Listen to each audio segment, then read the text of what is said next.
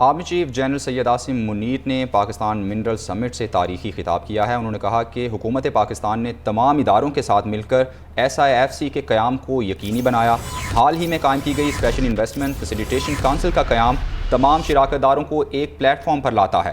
ذرا اپنے ملک پر نظر تو ڈالیں، برف پوش پہاڑوں سے لے کر صحراؤں کی وسعت تک، ساحلی پٹی سے میدانی علاقوں تک، اس سرزمین میں کیا کچھ نہیں ہے۔ بالکل، انہوں نے مزید کہا کہ امن اور خوشحالی کے راستے پر گامزن رہنا ہی استقامت ہے۔ معدنیاتی پروجیکٹس عوام کی ترقی کا زینہ ہیں۔ تو army chief general Syed Asim Munir کا پاکستان منرل سمٹ سے تاریخی یہ خطاب تھا، جس میں انہوں نے کہا کہ حکومت پاکستان نے تمام اداروں کے ساتھ مل کر SIFC کے قیام کو یقینی بنایا۔ اسی پر بات کرتے ہیں، ہمیں جوائن کے نمائندہ خصوصی اسلام آباد صدیق ساجد ہیں۔ صدیق، مزید کیا کہا گیا آرمی چیف کی جانب سے؟ جی، یہ پاکستان منرل سمٹ جو ہے، جس میں دنیا بھر سے سرمایہ کار بھی موجود ہیں مختلف ممالک کے، اور army chief general Syed Asim Munir اس کے گیسٹ آف آنر تھے۔ انہوں نے بڑا تاریخی خطاب کیا ہے، اور انہوں نے واضح طور پر یہ آج جو خطاب تھا اس میں عکاسی کی ہے پاکستان کے جو اس وقت قدرتی وسائل سے جو مالا مال ہے پاکستان، اس کا بھی خصوصی طور پر ذکر کیا۔ پھر قرآن آیات کا حوالہ بھی ان کی جانب سے دیا گیا، اور ان کے یہ الفاظ تھے کہ ذرا اپنے ملک پر ہم نظر تو ڈالیں کہ برف پوش پہاڑوں سے لے کر صحراؤں کی وسعت تک، ساحلی پٹی سے میدانی علاقوں تک اس سرزمین میں کیا کچھ نہیں ہے، اور ہم امن اور خوشحالی کے راستے پر گامزن رہنا جو ہے وہی استقامت ہے۔ معدنیاتی جو منصوبے ہیں، انہوں نے کہا کہ عوام کی ترقی کا زینہ ہے۔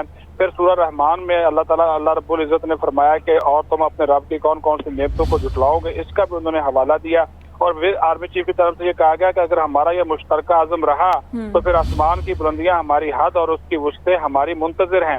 آرمی چیف نے اس موقع پر مزید قرآن آیات کا حوالہ دے کر واضح کیا کہ اللہ ان کی مدد کرتا ہے جو خود اپنی مدد آپ کرتے ہیں۔ آرمی چیف نے اس موقع پر جو بیرنگ گولڈ کے CEO اور پریزیڈنٹ مارک بیسٹو اور سعودی مائننگ منسٹر انجینئر خالد بن صالح المدفر اور دیگر سرمایہ کاروں کا بھی شکریہ ادا کیا جو کہ اس سمٹ میں موجود تھے۔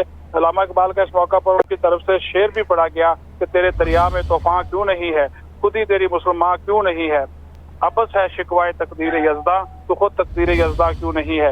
یہ ہماری معاشرتی ذمہ داری ہے کہ ہم مل کر ملک کی معیشت میں اپنا کردار ادا کریں۔ آرمی چیف نے مزید کہا کہ ہمیں کبھی بھی امید کا دامن نہیں چھوڑنا چاہیے۔ ہماری سرزمین بہت سی معدنیات سے مزین ہے، اور اس صلاحیت کو مکمل طریقے سے استعمال میں لانے کے لیے ہم نے بیرونی سرمایہ کاروں کو دعوت دی ہے کہ وہ پاکستان آئیں اور چھپے خزانوں کی دریافت میں اپنا کردار ادا کریں۔ اور یہ بھی آرمی چیف نے کہا کہ پاکستان کی یہ پہلی منرل سمٹ ہے جس میں پاکستان میں ملکی و غیر ملکی سرمایہ کاروں اور آسان کاروبار کے نئے اصول وضع کیے جائیں گے، اور ہم ایسے سرمایہ کار دوست نظام کو یقینی بنائیں گے جس میں آسان شرائط اور غیر ضروری التوا سے بچا جا سکے۔ ہمارے ملک میں موجود کان کنی کے وسیع تر مواقع ہیں جو کہ مشترکہ کاوشوں سے عمل پذیر لائے جائیں گے۔ آرمی چیف نے امید کے دامن کو تھامے رکھنے اور اللہ رب العزت پر یقین و ایمان رکھنے پر بھی زور دیا، اور قرآن کریم کی سورہ بقرہ کی آیات کا حوالہ دیتے ہوئے کہا کہ ہم ضرور تمہیں خوف اور بھوک اور جان و مال و ثمرات سے آزمائیں گے۔ ان پر جب کوئی مصیبت پڑتی ہے تو کہتے ہیں کہ بے شک ہم اللہ کی طرف سے ہیں اور ہمیں اس کی طرف لوٹ کر جانا۔ یہ بڑا تاریخی خطاب تھا، اور آرمی چیف کا جس کو جو وہاں پر موجود جو شرکا تھے انہوں نے بہت زیادہ سراہا ہے۔ جی ٹھیک ہے، تاریخی خطاب کیا گیا army chief general Syed Asim Munir کی جانب سے۔ بہت شکریہ صدیق آپ نے تفصیلاً ہمیں اپڈیٹ کیا۔